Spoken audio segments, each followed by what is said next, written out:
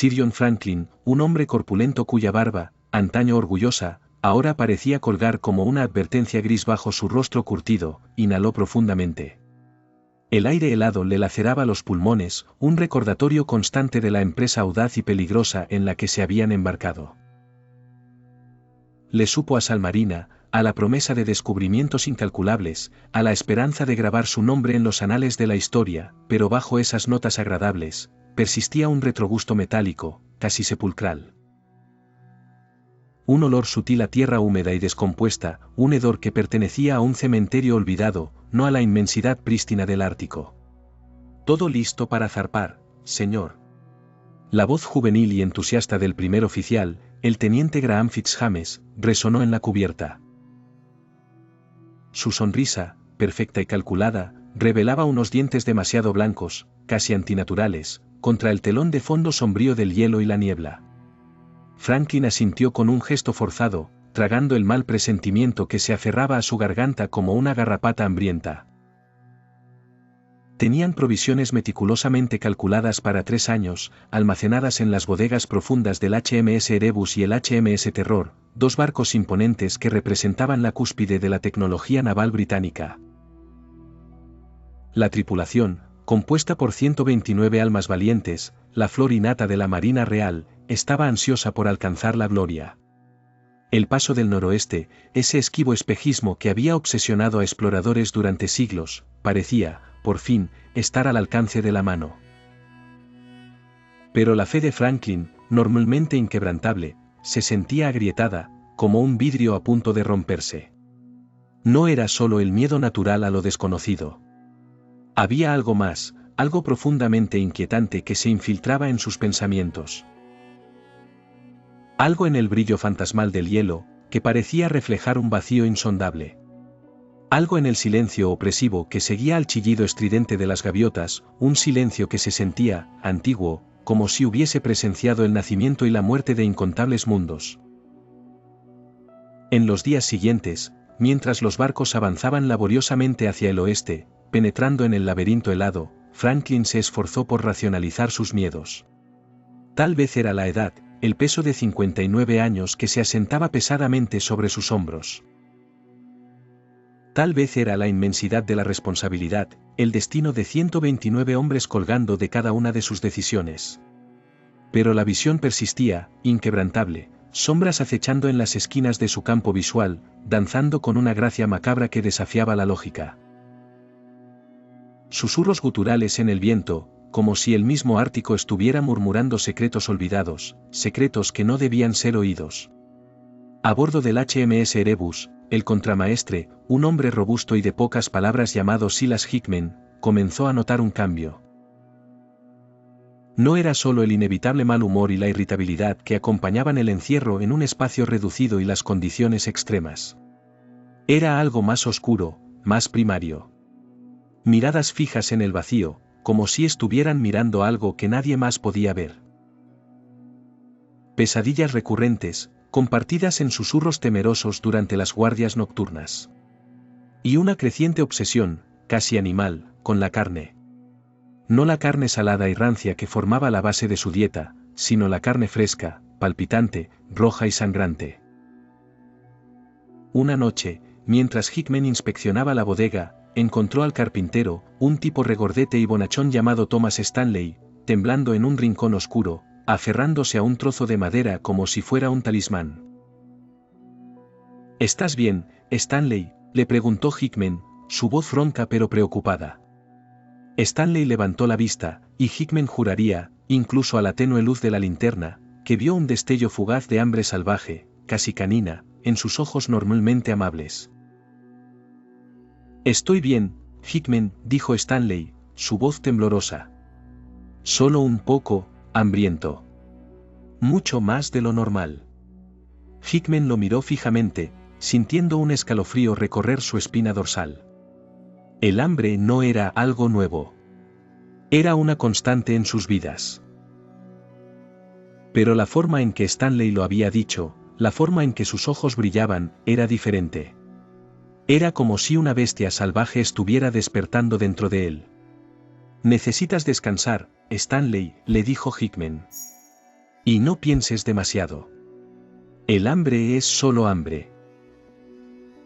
Pero Stanley no le creyó. Y Hickman tampoco se creyó a sí mismo.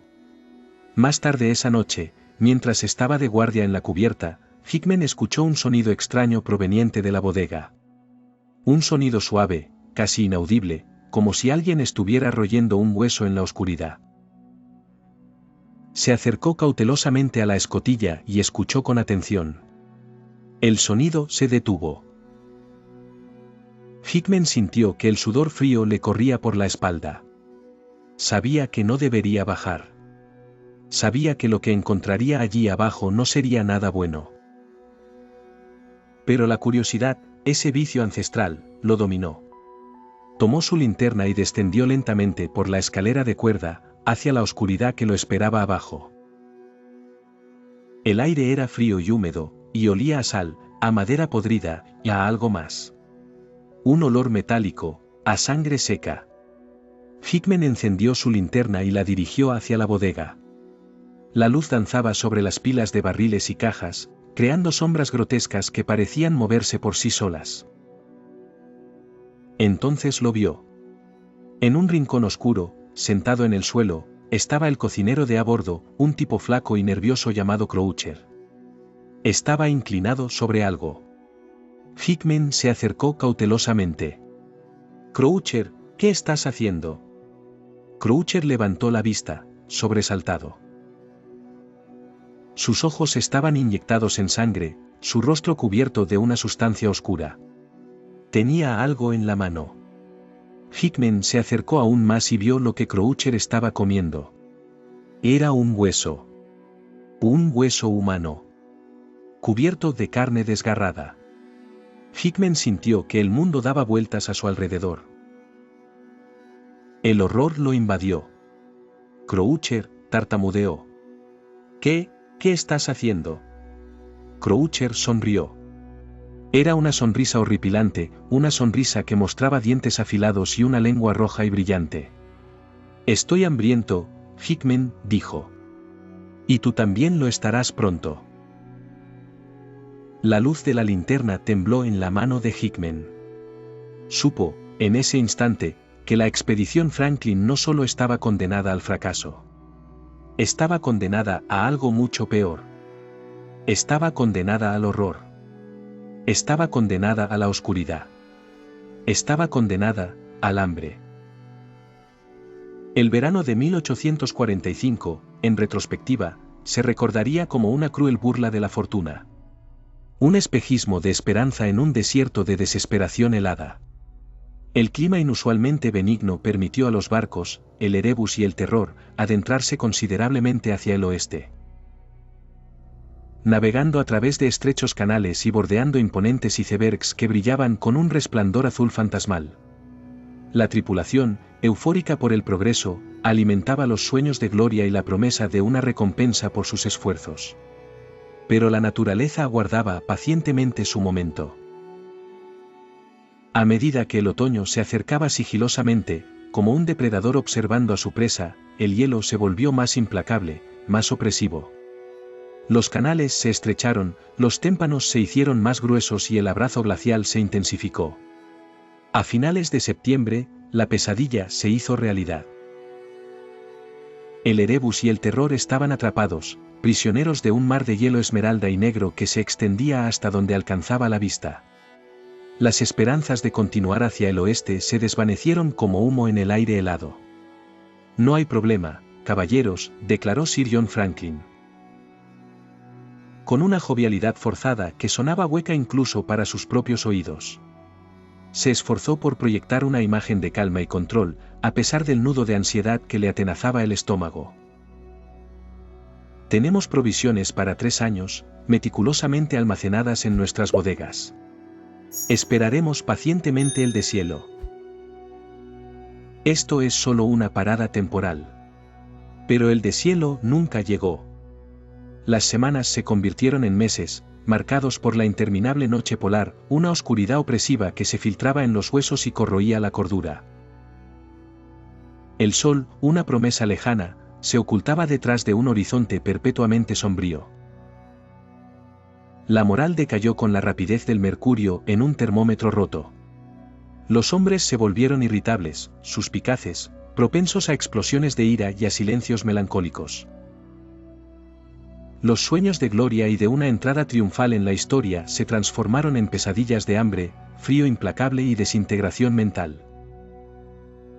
El doctor Stephen Goodsey, el cirujano de la expedición, un hombre de ciencia con una mente aguda y una empatía genuina, comenzó a preocuparse profundamente por la salud física y mental de la tripulación. El escorbuto, esa plaga silenciosa de los mares, estaba haciendo estragos.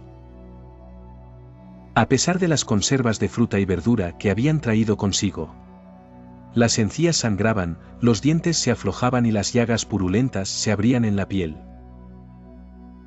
Pero lo más inquietante eran los síntomas más extraños, los que desafiaban toda explicación lógica: entumecimiento progresivo en las extremidades, dolores articulares inexplicables, episodios de delirio febril, convulsiones violentas.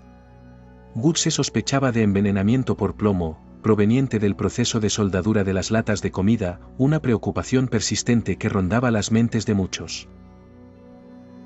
Pero en su fuero interno, sentía que había algo más. Algo mucho más siniestro en juego.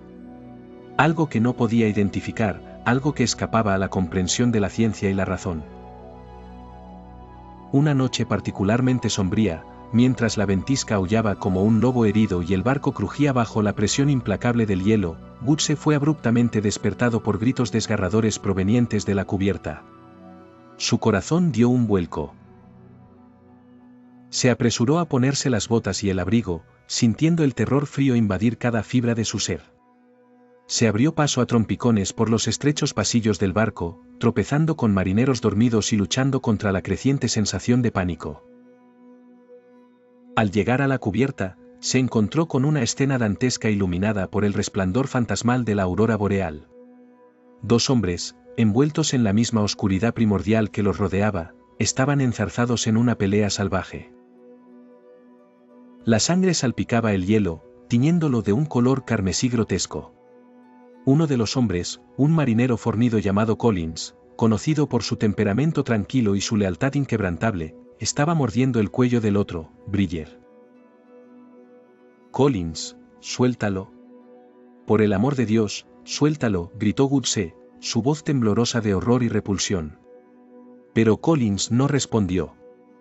Parecía no oírlo. Sus ojos estaban inyectados en sangre, dilatados por una furia bestial. Goodsey, con la ayuda de otros marineros aterrorizados, logró separar a Collins de Bridger. La lucha fue brutal, frenética, impulsada por una fuerza que parecía sobrepasar la capacidad física de Collins. Finalmente, consiguieron someterlo y lo encerraron en el calabozo, un espacio lúgubre y frío reservado para los infractores más graves. Collins, confinado a la oscuridad, seguía balbuceando incoherencias, aullando como un perro rabioso. Bridger yacía en la nieve, sangrando profusamente por las heridas en su cuello. Su rostro estaba lívido, sus ojos llenos de terror. «Está perdiendo demasiada sangre», dijo Goodsey, con el rostro pálido y la voz apagada. Mientras transportaban a Bridger hacia el interior del barco, Goodsey, con la precisión fría de un cirujano, examinó las heridas en su cuello.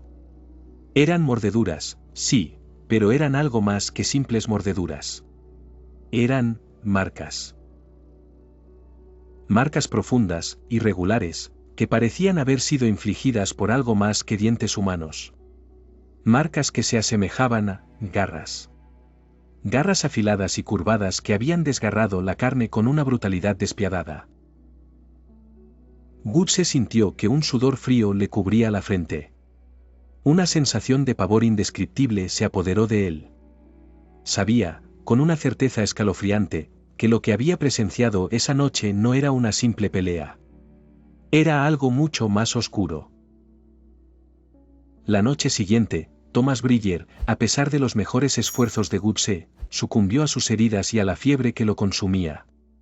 Su cuerpo, envuelto en una manta tosca, fue llevado a la cubierta y enterrado en la nieve endurecida. La ceremonia fue breve, silenciosa y cargada de temor. Mientras Gutse intentaba cerrar sus ojos, notó algo profundamente perturbador. Estaban mirando fijamente hacia arriba, hacia el cielo nocturno, con una expresión de terror absoluto. Era como si hubieran visto algo, en los momentos finales de su vida, que los había marcado para siempre. Algo indescriptiblemente horrible. Silas Collins, encerrado en el calabozo, continuaba balbuceando y gruñendo, preso de una agitación frenética. Gutse, impulsado por una mezcla de curiosidad científica y desesperación humana, intentó hablar con él, buscando algún atisbo de razón en medio del caos mental. Pero solo obtenía respuestas incoherentes, fragmentos de palabras sin sentido.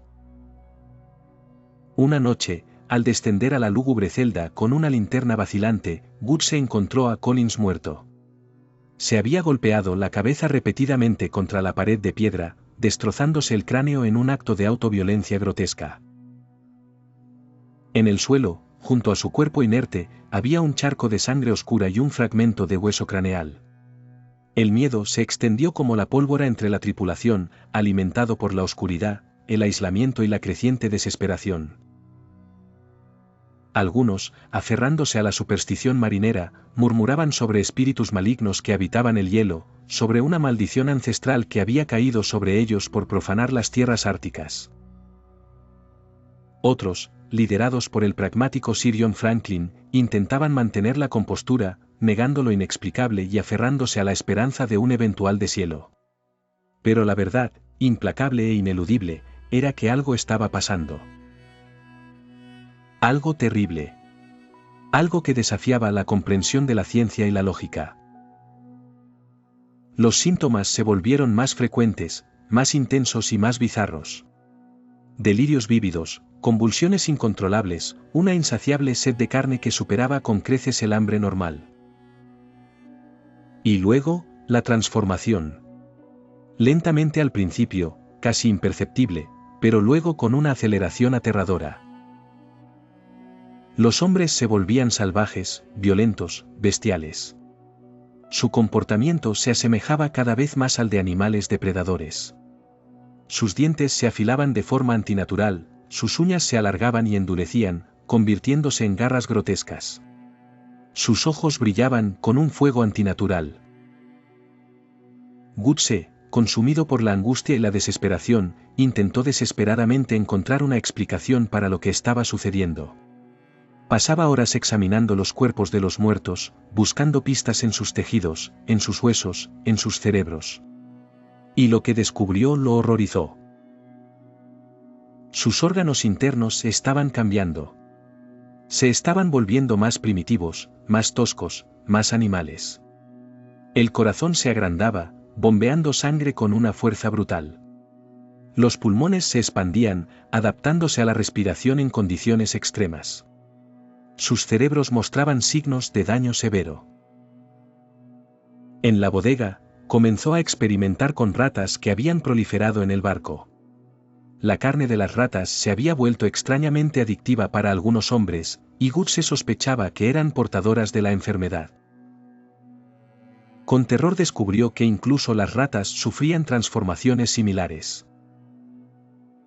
Esto no es simplemente envenenamiento por plomo, murmuró Gutse, con el rostro pálido y el cuerpo tembloroso. Esto es una enfermedad. Una enfermedad del hielo. Una enfermedad que está transformándonos en algo inhumano. Gutse comenzó a registrar sus hallazgos en un cuaderno. Era un intento desesperado de mantener la cordura, de aferrarse a la ciencia en medio del caos. Pero sabía, en el fondo de su corazón, que estaba perdiendo la batalla. La enfermedad del hielo lo estaba alcanzando, minando su mente, corroyendo su alma. Una noche, mientras estaba sentado solo en su camarote, a la luz de una lámpara de aceite parpadeante, Gutse sintió un dolor agudo en su mandíbula. Se miró en un pequeño espejo y vio, con horror, que sus dientes caninos se estaban alargando, afilándose hasta convertirse en colmillos. El cuaderno cayó de sus manos. Se desplomó en su silla, ahogando un grito de terror. La enfermedad del hielo lo había reclamado. Ahora, era solo cuestión de tiempo. El hambre, antes una constante compañera de la expedición, se transformó en una fuerza primigenia. Las provisiones, meticulosamente racionadas durante meses, comenzaban a escasear peligrosamente. El escorbuto, la enfermedad del hielo y la creciente locura habían diezmado a la tripulación, reduciéndola a una sombra de lo que había sido. Los hombres recurrieron a medidas desesperadas. El canibalismo, al principio un tabú susurrado en las sombras, una posibilidad aterradora rechazada con horror, comenzó a extenderse como una plaga. Primero, en secreto, en rincones oscuros y escondidos, con miradas furtivas y manos temblorosas. Luego, con una audacia creciente. Finalmente, abiertamente, con una brutalidad impactante que helaba la sangre y revelaba la completa desintegración de la humanidad. Sir John Franklin, antaño un líder respetado y admirado, luchaba por mantener el control, por preservar un atisbo de orden en medio del caos creciente. Pero su autoridad se desvanecía rápidamente, erosionada por el hambre, la enfermedad y el miedo. Él mismo sentía los efectos insidiosos de la enfermedad del hielo, aunque luchaba con todas sus fuerzas para mantener la compostura, para ocultar los síntomas que lo carcomían por dentro. Tenía pesadillas cada vez más vívidas, visiones aterradoras de criaturas oscuras danzando sobre el hielo, cantando en un idioma gutural y antinatural que resonaba en lo más profundo de su ser. Soñaba con ojos hambrientos que lo observaban desde la oscuridad, con manos huesudas que se extendían hacia él desde el hielo. Una noche, Franklin despertó bañado en sudor frío, con el corazón latiendo con fuerza en su pecho. Una sensación de vacío insoportable lo invadía, un hambre atroz, una necesidad imperiosa de carne fresca que lo dominaba por completo.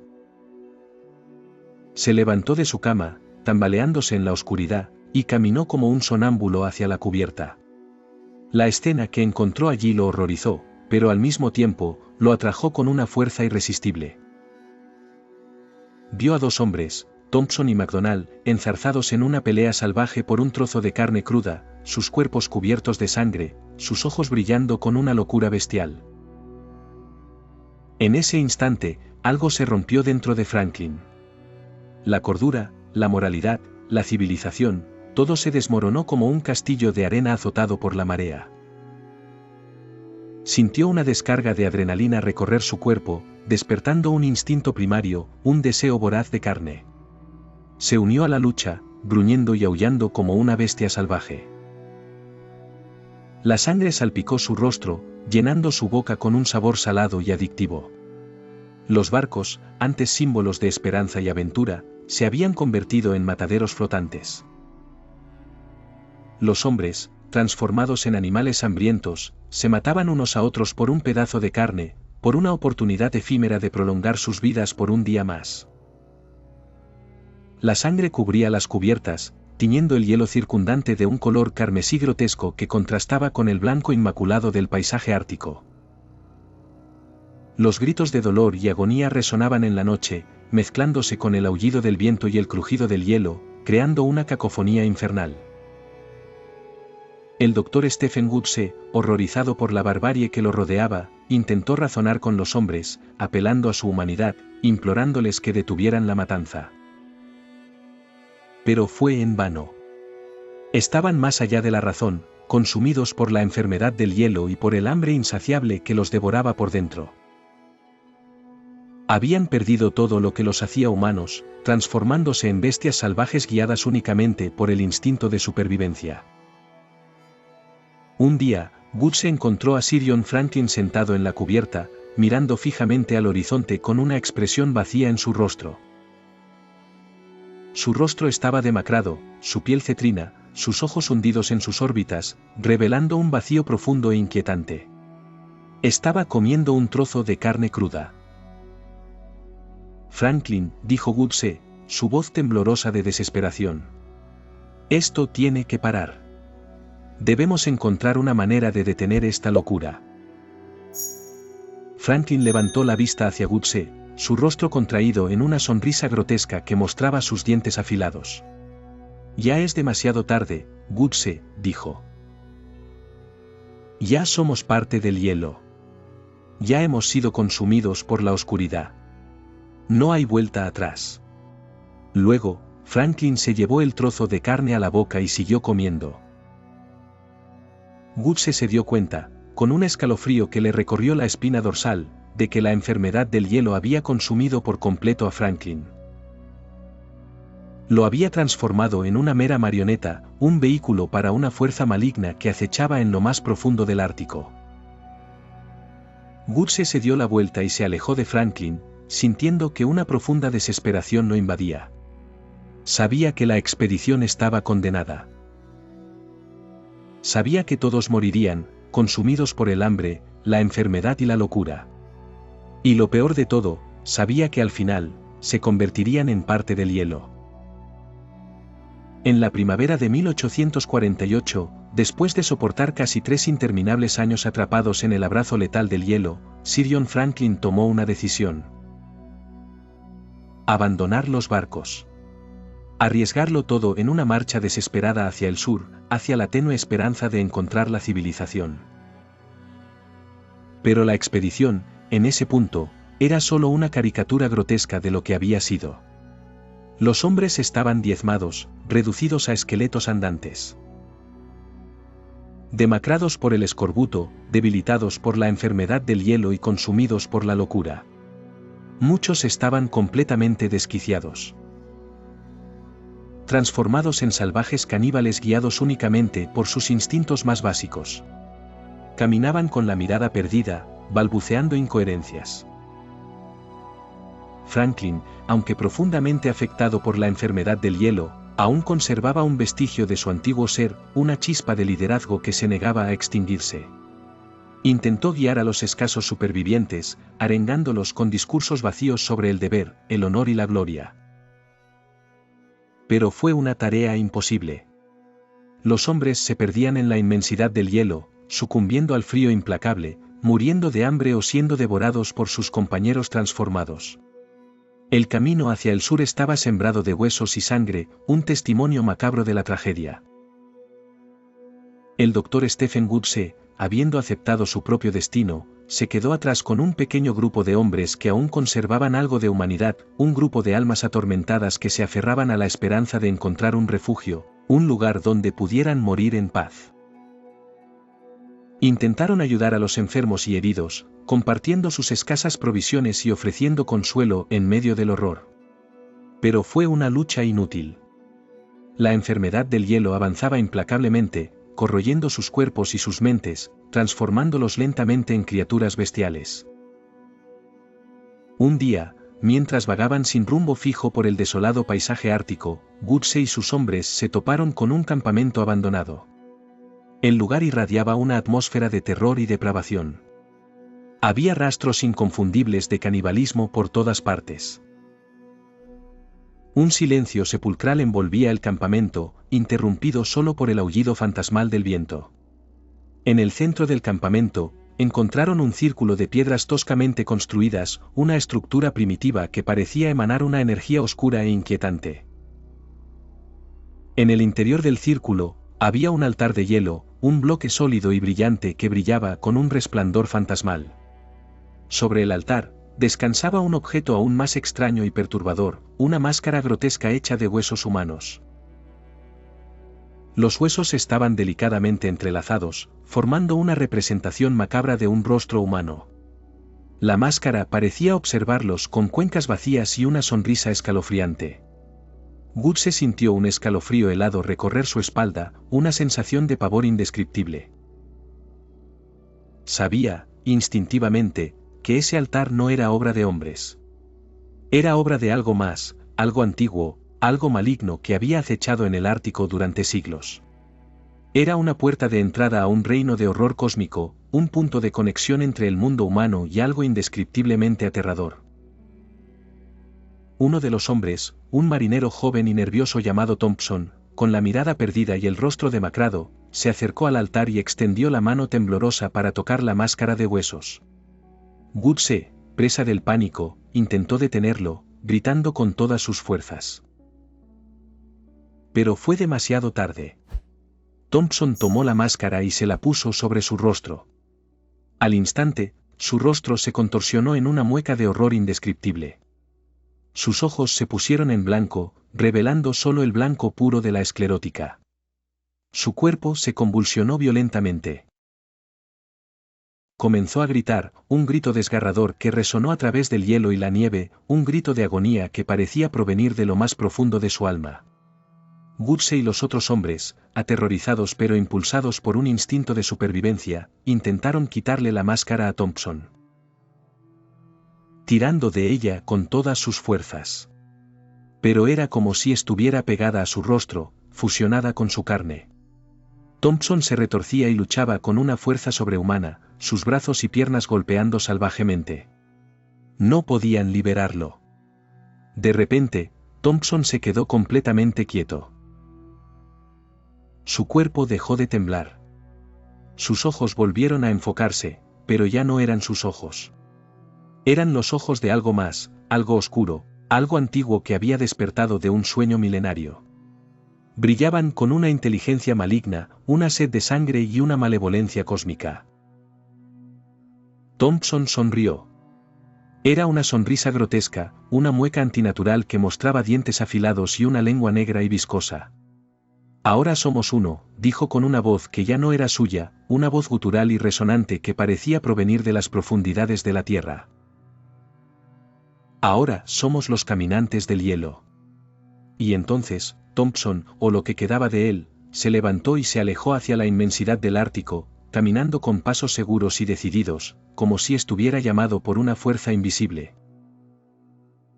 Los otros hombres, paralizados por el miedo, lo observaron desaparecer en la distancia, fundiéndose con la oscuridad y el hielo. Sabían, con una certeza escalofriante, que el infierno acababa de comenzar.